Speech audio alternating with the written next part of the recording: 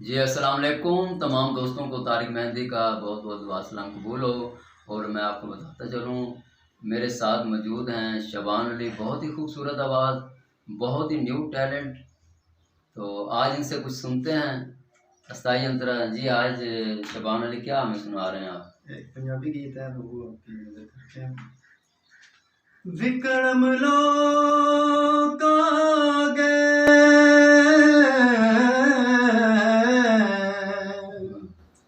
तू ते मैनू इंज लुटे सानू वेखण लोक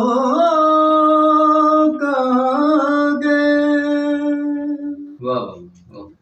अजकल दे यार लुटेरे, अजकल दे यार लुटेरे, जेड़े फिरदे ने चार चफेरे, जेड़े फिरदे ने चार चफेरे, अजकल दे यार लुटेरे, अजकल दे यार लुटेरे।